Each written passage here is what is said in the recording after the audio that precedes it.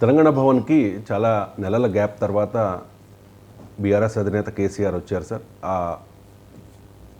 సందర్భంగా జరిగిన విస్తృత స్థాయి సమావేశంలో చాలా కామెంట్స్ చేశారు. రేవంత్ రెడ్డి పాలన మీద కామెంట్స్ చేశారు. కాంగ్రెస్ గ్రాఫ్ పాతాళంలోకి పడిపోయింది, కేసీఆర్ మళ్ళీ సీఎం కావాలని చెప్పి ప్రజలు కోరుకుంటూ ఉన్నారు అంటూ కామెంట్ చేశారు. వచ్చేది 100% బీఆర్ఎస్ మాత్రమే నెక్స్ట్ ఎలక్షన్స్లో అనే ధీమా కూడా వ్యక్తం చేస్తూ మరో కామెంట్ చేశారు సార్. చంద్రబాబు ఎన్డీఏ పేరిట తెలంగాణలో అడుగు పెట్టాలి అని అనుకుంటూ ఉన్నారు. తెలంగాణ మళ్ళీ వలసవాద కుట్రలకు బలి కావద్దు, అదే జరిగితే రాష్ట్రం కోలుకోకుండా ఆగమయ్యే ప్రమాదం ఉంది. తెలంగాణకు రాజకీయ అస్తిత్వం, రక్షణ కవచం బీఆర్ఎస్ పార్టీనే అంటూ ఉన్నారు కేసీఆర్. అంటే చంద్రబాబు మళ్ళీ ఇక్కడ రియాక్టివ్ అవుతారు అనే భయం కేసీఆర్లో కనిపిస్తోందా సార్? అంటే చంద్రబాబు మళ్ళీ వస్తారు భయం కాదు. రాజకీయ నాయకులు భయంతో అన్నారు, వ్యూహంతో అంటారు. భయం వేరు, వ్యూహం వేరు. చంద్రబాబు నాయుడు ఇప్పుడు వచ్చి ఏదో చేస్తారని భయపడే అంత పరిస్థితుల్లో కేసీఆర్ ఏమో అధికారంలో ఉన్నాడు భయపడటానికి. కేసీఆర్ పవర్లో ఉంటే ఏదైనా భయం ఉండొచ్చేమో. కేసీఆర్ అపోజిషన్లో ఉన్నాడు. అపోజిషన్లో ఉన్నప్పుడు భయం ఏముంటుంది? అంటే నెక్స్ట్ విజయ అవకాశాలు కదా టీడీపీ ఏదన్నా దానికి భయం కాదు. నెక్స్ట్ ఇప్పుడు ఎలక్షన్లు ఏమన్నా రేపు పొద్దున్న ఉన్నాయా? ఎలక్షన్ 4 ఏళ్ళు 5 ఉన్నాయి. కాంగ్రెస్ పట్ల అసంతృప్తి ఉండి కాంగ్రెస్ ఓడిపోవాలి, మళ్ళీ బీజేపీని ఓడిపోవాలి, అప్పుడు కదా బీఆర్ఎస్కి అవకాశం. భయం కన్నా ఎక్కువ వ్యూహం. వ్యూహం ఏంటి అంటే ఇది కొత్త కాదు కదా. 2000 మీకు 2018లో కూడా కాంగ్రెస్ పార్టీ మహాగఠబంధన్ అని పేరిట టీడీపీతో పొత్తు పెట్టుకుని ఎన్నికల్లో పోటీ చేసి ఎన్నికల ప్రచారంలో చంద్రబాబు నాయుడు అడుగుపెట్టిన మరుక్షణమే చంద్రబాబు నాయుడును టార్గెట్ చేస్తూ చంద్రబాబు నాయుడు భుజాలపైన తుపాకీ పెట్టి కాంగ్రెస్ను ఫైర్ చేశాడు కేసీఆర్. సో అందువల్ల చంద్రబాబు నాయుడు పేరు చెప్పి బూచి చెవు పెట్టి తెలంగాణ సమాజంలో తెలంగాణ సెంటిమెంట్ను రగిలించడం అనేది కేసీఆర్ రాజకీయ వ్యూహం. అందులో భాగంగానే చంద్రబాబు వస్తున్నాడు అనొక ప్రచారం. చంద్రబాబు పేరు చెప్పడం ద్వారా అటు రేవంత్ రెడ్డిని టార్గెట్ చేయొచ్చు, ఇటు బీజేపీని టార్గెట్ చేయొచ్చు అన్నది కేసీఆర్ లక్ష్యం. రేవంత్ రెడ్డి చంద్రబాబు నాయుడు వ్యక్తిగతంగా సన్నిహిత్యము, రేవంత్ రెడ్డి పట్ల తెలుగుదేశం శ్రేణులు ఈవెన్ చంద్రబాబు నాయుడు కూడా చాలా పాజిటివ్గా రెస్పాండ్ అయిన మాట నిజం. రేవంత్ రెడ్డి కూడా చంద్రబాబు నాయుడు పట్ల తన గౌరవాన్ని ఎక్కడా దాచుకోలేదు. రేవంత్ రెడ్డి తెలుగుదేశం నుంచి కాంగ్రెస్లోకి వచ్చినా టీడీపీ పైన ఏదో కోపంతో రాలే, టీడీపీని తిట్టి టీడీపీని విమర్శించి రాలే. తెలంగాణలో మారిన రాజకీయాల నేపథ్యంలో తెలుగుదేశం ఇర్రెలవెంట్ అయిన నేపథ్యంలో కాంగ్రెస్లోకి వచ్చారు. కాంగ్రెస్లోకి వచ్చిన సహజంగా ఒక పార్టీ నుంచి మరో పార్టీకి మారితే తమ పాత పార్టీని పాత నాయకత్వాన్ని తిట్టకుండా వస్తుంటారు రాజకీయ నాయకులు. మళ్ళీ వెళ్ళినప్పుడు పొగుడుతూ ఉంటారు. అలాంటి పని రేవంత్ రెడ్డి చేయలేదు. రేవంత్ రెడ్డి కన్సిస్టెంట్గా నేను చంద్రబాబు నాయుడు దగ్గర పనిచేసిన మాట నిజం, కానీ చంద్రబాబు నాయుడు శిష్యుని కాదు సహచరుని అని చాలాసార్లు చెప్పాడు. సో అందువల్ల Revanth Reddy never hidden and never hesitated also never hesitated to remind the people of Telangana about his proximity with Chandrababu Naidu. Chandrababu నాయుడుతో ఆయనకున్న సామీప్యత కానీ ఆయన అభిమానానికి కానీ ఎన్నడూ దాచుకోలేదు. అందువల్ల రేవంత్ రెడ్డిని టార్గెట్ చేయడం కోసం కూడా చంద్రబాబు నాయుడిని టార్గెట్ చేయడం ఒక లక్ష్యం. రెండవ లక్ష్యం ఏంటి అంటే బీజేపీ టీడీపీ కలిసి ఉంది కనుక బీజేపీ ద్వారా చంద్రబాబు నాయుడు రాష్ట్రంలో ప్రవేశిస్తాడు. నడపా తెలుగుదేశం నాయకుల నుంచి స్టేట్మెంట్లు వస్తాయి, తెలంగాణలో మళ్ళీ పూర్వవైభవం, తెలంగాణలో కూడా మేము అధికారంలోకి వస్తాం, ఇలాంటి స్టేట్మెంట్లు కూడా కేసీఆర్ కాయిదాలు అవుతున్నాయి. అక్కడ వచ్చింది లేదు, చేసింది లేదు. కానీ మధ్యలో ఒకసారి వచ్చి ఎన్టీఆర్ ట్రస్ట్ భవన్లో మీటింగ్ అవుతారు తెలంగాణ నాయకులతో, స్టేట్మెంట్ ఇచ్చేస్తారు. ఆ స్టేట్మెంటు రాజకీయ సర్కిల్లో గిర్ర తిరుగుతూ ఉంటుంది. తెలంగాణ మళ్ళీ తెలుగుదేశం వస్తుందట అని. ఎందుకంటే తెలంగాణ ఉద్యమానికి భూమిక ఏంటి? తెలంగాణ ఉద్యమానికి భూమిక తెలంగాణ వెనుకబాటుతనం ఒక ఫ్యాక్టరీ. ఆ మాటకొస్తే వెనుకబాటుతనం రాయలసీమలో ఉంది, వెనుకబాటుతనం ఉత్తరాంధ్రలో ఉంది, తెలంగాణకున్నా కూడా వెనుకబడిన ప్రాంతాలు ఉన్నాయి. ఆంధ్రప్రదేశ్లో ప్రకాశం జిల్లా ఉంది, మీరు కృష్ణా జిల్లాలో కూడా మీకు గుడివాడ వైపు అభివృద్ధి అయి ఉంటే ఇటువైపు నందిగామ జగ్గయ్యపేట వైపు మళ్ళీ అప్పర్ ల్యాండే. మీకు ఈవెన్ నెల్లూరు జిల్లాలో కూడా బుచ్చిరెడ్డిపాలెం దాటితే ఆత్మకూరు, అటువైపుగా మైదుకూరు వస్తుంది. సో ఆత్మకూరు దాకా ఏముంది, చాలా అండర్డెవలప్డ్ ఏరియా నెల్లూరు జిల్లాలో కూడా. మీరు ఈవెన్ గోదావరి జిల్లాలో కూడా మీకు దేవీపట్నం లాంటి మైదాన ప్రాంతాల్లో డెవలప్మెంట్ కనిపించవచ్చు. మీకు రంపచోడవరం లాంటి ఎత్తైన ప్రాంతాల్లో డెవలప్మెంట్ లేదు. మళ్ళీ ఇలా మీరు గుంటూరులో కూడా తీసుకోండి. గుంటూరులో ఇటువైపు మీరు వాటర్ డెవలప్ పైకి వెళ్ళండి, నరసరావుపేట, మాచర్ల, పల్నాడు ప్రాంతం వెళ్ళండి, మీకు తెలంగాణ పొలికలు కనబడతాయి. ఇలా మీకు ఉత్తరాంధ్రలో మీకు వైజాగ్ దాటితే ఉత్తరాంధ్రలో ఏముంది, మీకు చాలా వెనుకబడిన ప్రాంతం శ్రీకాకుళం, విజయనగరం, ఈ ప్రాంతాలన్నీ. అందువల్ల వెనుకబాటుతనం ఒక్క తెలంగాణలోనే లేదు. నేను ఇప్పుడు ఆంధ్రప్రదేశ్లో ఇన్ని జిల్లాల్లో మీకు చెప్పాను. వెనుకబడిన ప్రకాశం జిల్లా మొత్తం వెనుకబడిన ప్రాంతమే, తెలంగాణ కన్నా వెనుకబడిన ప్రాంతం. కానీ తెలంగాణలో సెంటిమెంట్ ఎక్కడ వచ్చింది అంటే దీనికి ఒక హిస్టారికల్ బేసిస్ ఉంది. ఆ హిస్టారికల్ బేసిస్ ఏంటి అంటే 1948లో హైదరాబాద్ రాష్ట్రం ఏర్పడింది. హైదరాబాద్ రాష్ట్రం ఇది నథింగ్ బట్ తెలంగాణతో పాటు మహారాష్ట్ర, కర్ణాటకలోని కొన్ని ప్రాంతాలు హైదరాబాద్ రాష్ట్రంలో భాగంగా ఉన్నాయి. నిజాం పాలిత ప్రాంతం. 1948లో హైదరాబాద్ అంటే తెలంగాణ ఒక రాష్ట్రంగా ఏర్పడితే 1953లో ఆంధ్ర రాష్ట్రం ఏర్పడింది, కర్నూలు రాజధానిగా. తమిళనాడు మద్రాసు రాష్ట్రం నుంచి విడిపోయి ఆంధ్ర రాష్ట్రం ఏర్పడింది. అంటే తెలంగాణ రాష్ట్రం ఏర్పడ్డ 5 ఏళ్ళకి ఆంధ్ర రాష్ట్రం ఏర్పడ్డాయి. 1956లో ఆంధ్రప్రదేశ్ ఏర్పడింది. అంటే ఆంధ్రప్రదేశ్ ఏర్పాటుకు 8 ఏళ్ల ముందు, 8 ఇయర్స్ ముందు తెలంగాణ రాష్ట్రం ఏర్పడింది. 8 years Telangana state was in existence.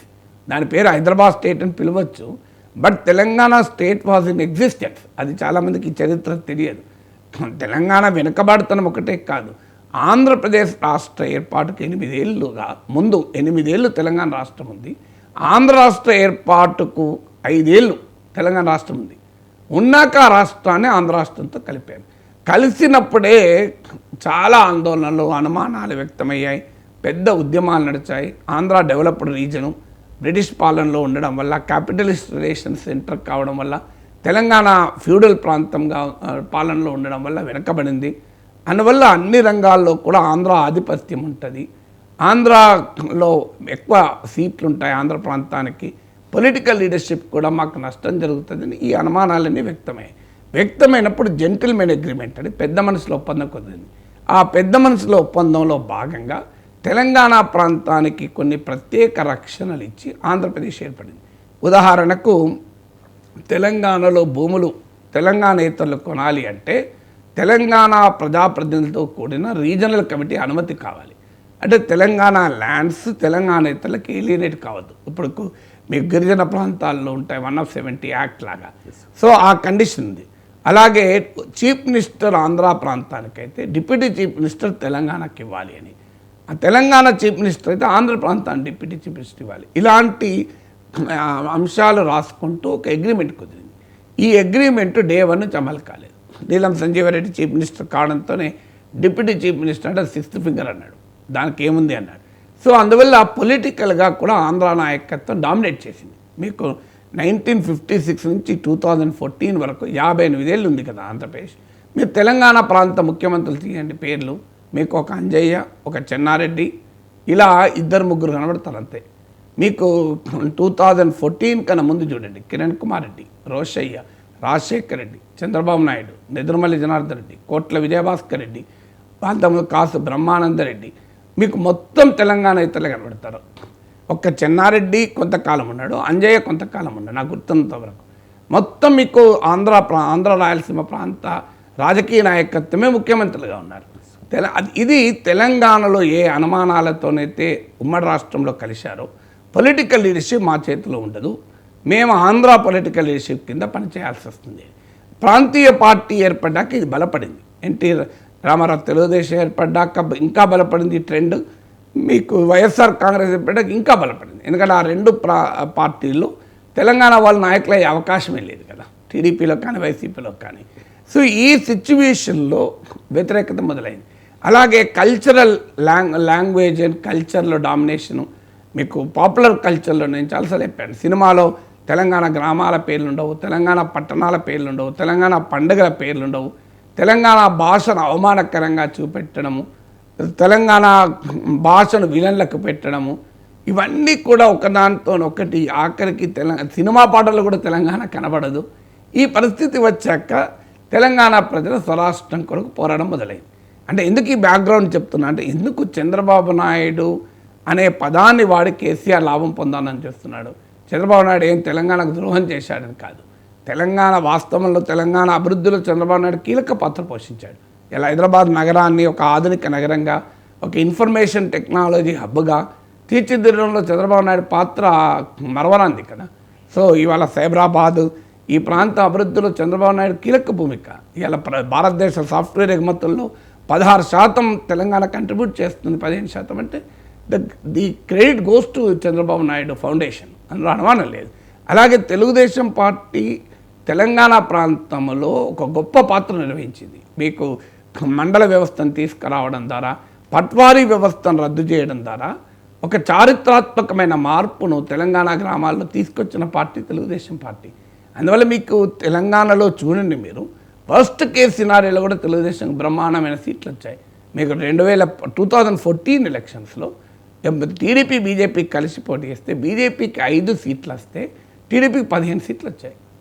TDP బలమైన పార్టీ అనడానికి ఇది ఒక ఉదాహరణ. అయినా కూడా మరి ఎందుకు చంద్రబాబు నాయుడు పేరు చెప్పి కేసీఆర్ రాజకీయం చేయగలుగుతున్నాడంటే ఇది హిస్టారికల్ నేపథ్యం. It is not referring to TDP అని చంద్రబాబు నాయుడు. చంద్రబాబు నాయుడు పైన తెలుగుదేశం పైన ఇండి రిఫ్లెక్షన్ కాదు.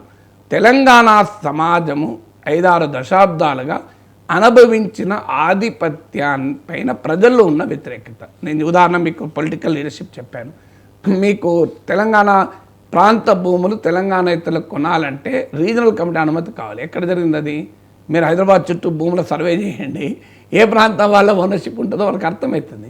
హైదరాబాద్లో వ్యాపారాలు చూడండి, ఏ ప్రాంతం ఉందో తెలుస్తుంది మనకు.